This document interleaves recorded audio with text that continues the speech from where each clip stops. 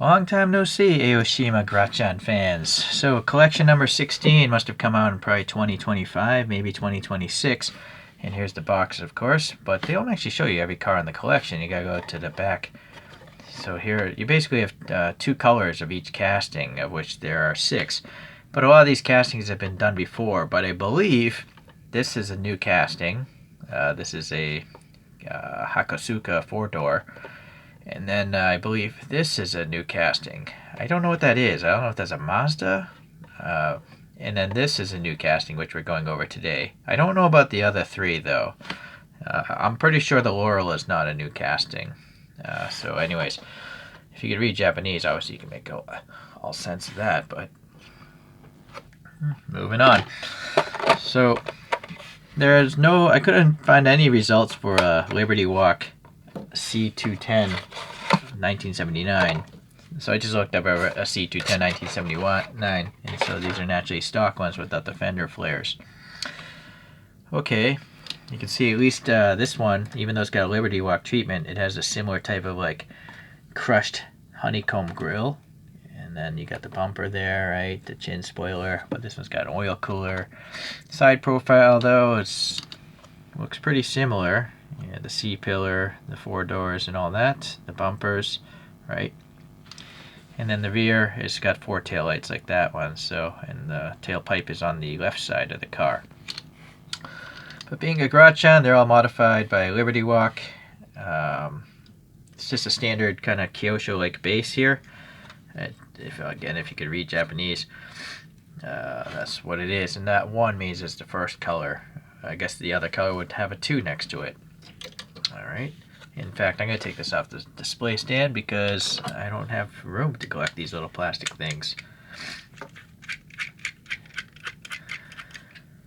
I guess technically it does roll. They're not really designed to roll, I don't think, because the wheels are so small and sunken under the fenders.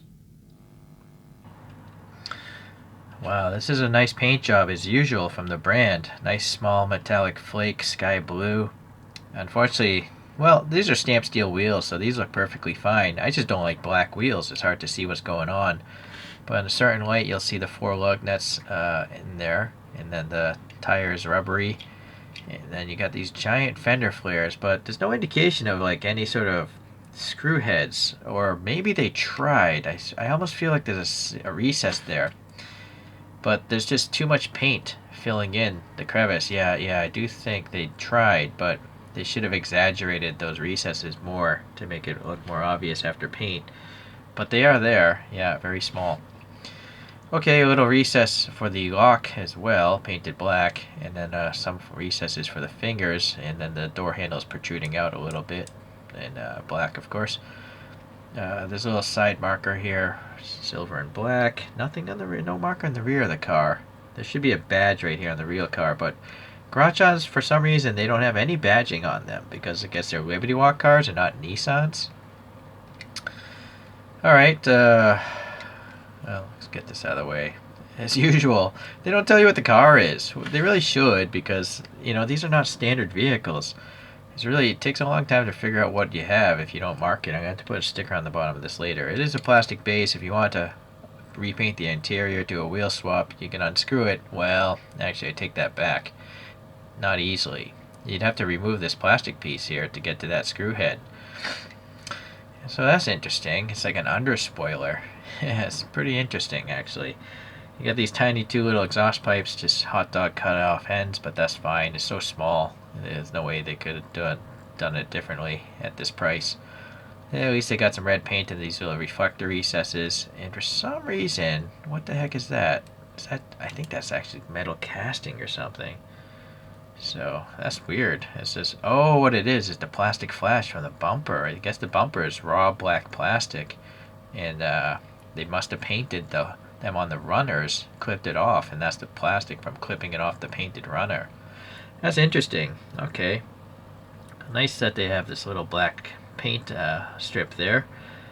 No license plate, but at least it's got a white section. And then nice, you have some clear taillights. So I'd rather have clear taillights and no license plate than, you know, painted taillights and a license plate. So they made the right choice. Separate wing, of course. I think there might even be a tiny bit of air getting under there. This side of the car, alright, nothing new. Where's the fuel filler? Was it on this side? Huh. Maybe this, I don't know. Oh, it's up here. Yep. There's a black bump painted for the fuel filler. Going to the front. The chin spoiler is part of the casting. I assume this is a separate bumper then, because again, you see the black plastic was trimmed off after it was painted. And then some silver in these recesses, black, a little black plastic molded oil cooler with the pipes going in there. That's pretty neat. And then 3 headlights and 1 open like air inlet. So that's pretty cool too. So, and then the squished grill with no indication of a badge. And a tiny bit of black paint going across that bumper, just like in the rear.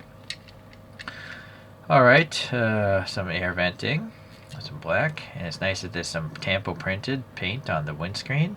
There's some black for the molding around these windows, and then you see this yellow roll cage.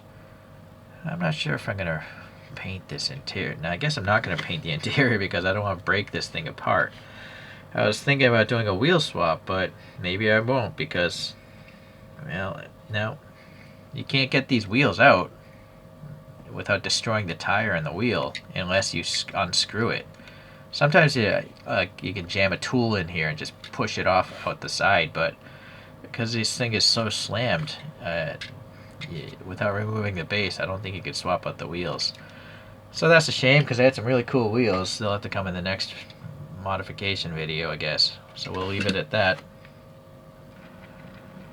Okay, a few other castings. Here's a 4-door 1973 Ken Mary. I think this is from Grachan 11 according to my notes. It's got this crazy like overhang. Sadly, the wing on this mysteriously went missing. Can't find it anywhere. This also is a 73, but without the overhang. And I added license plates to most of these and BNDS or some sort of wheel upgrades. Okay, so here's a 77 C210 of this generation. And so the difference is the Ken Mary has these 2 power bulges on the hood, whereas the C210, I guess, doesn't. This one is a 1977 as well, but you can see maybe well, something's got to be different. Yeah, oh, you know what it is?